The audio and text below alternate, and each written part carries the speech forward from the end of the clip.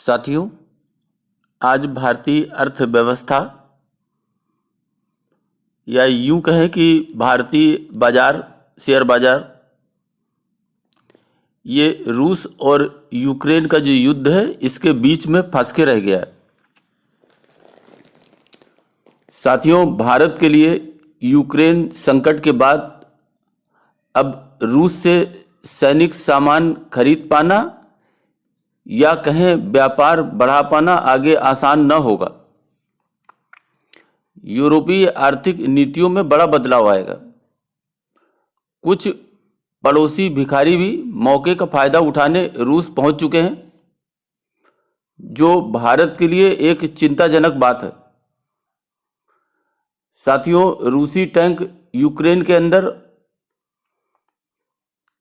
और अमेरिका के जो सैनिक थे वो सैनिक कार्रवाई से पीछे हट गए और परिणाम ये हुआ है कि आज यूक्रेन अकेला पड़ गया है। लेकिन अगर भारतीय बाजार की तरफ देखें तो सटोरिये भारतीय इंडेक्स को पूरी तरह से मैनेज करने में लगे हैं। हम कह सकते हैं कि अभी तो पार्टी शुरू हुई है।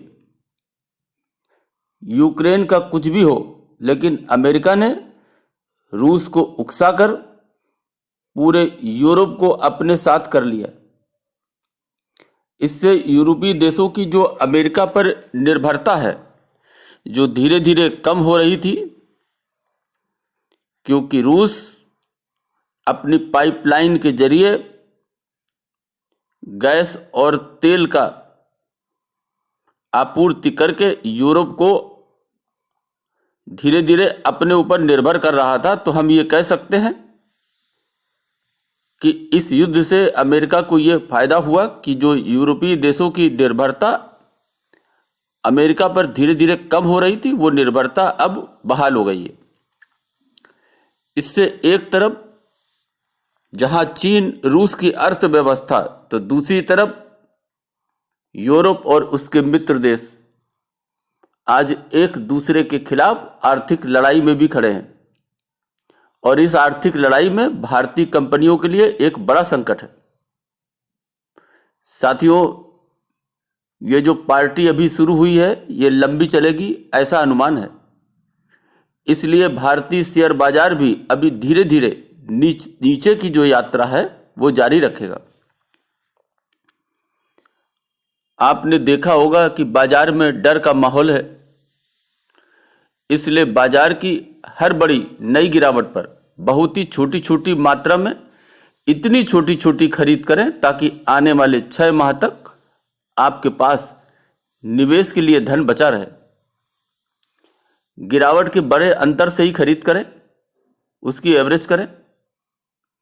साथियों, रूस के यूक्रेन पर सीधा हमले से विवाद जो है आप देख रहे होंगे टीवी पर कि चरम पर पहुंच गया है।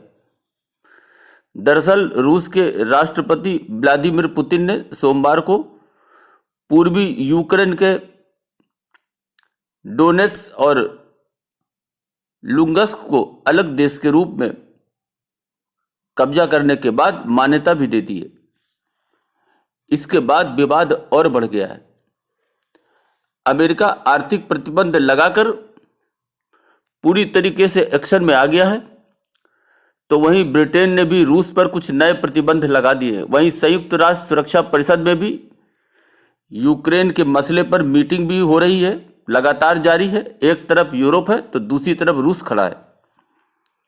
रूस को बढ़ते देख अमेरिका ने सीधे सैनिक कार्रवाई से अपने पैर पीछे कर लिए।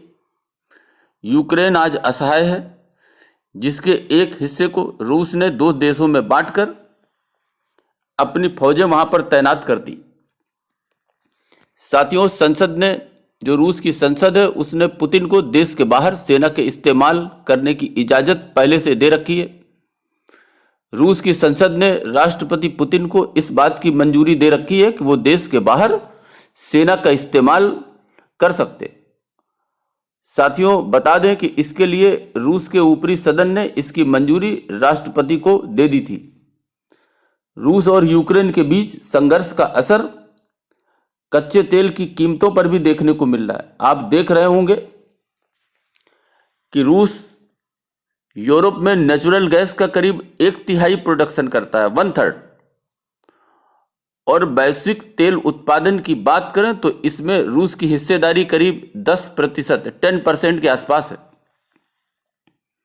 दोनों देशों के युद्ध के बीच अंतर्राष्ट्रीय स्तर पर कच्चे तेल की कीमत 2014 के बाद पहली बार आप देख रहे होंगे कि $100 प्रति बैरल के ऊपर पहुंच गई है। ब्रेंट की जो कीमत है वो भी लगभग इसी के आसपास है, जबकि WTI जो है वो $95 से प्रति बैरल से अधिक पहुंच गया।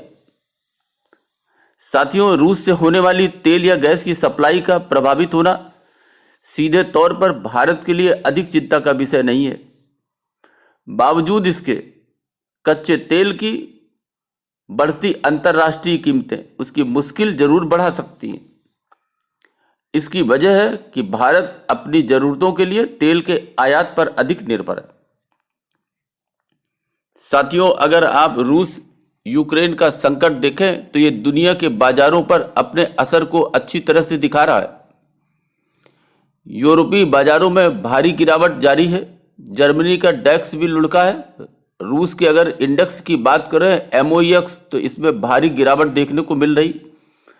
अमेरिकी फ्यूचर बाजार में बड़ी गिरावट के संकेत हैं और देख रहे हैं कि क्रूड का भाव प्रतिदिन बढ़ रहा है। वहीं सोने का भाव भी $1900 को पार कर गया।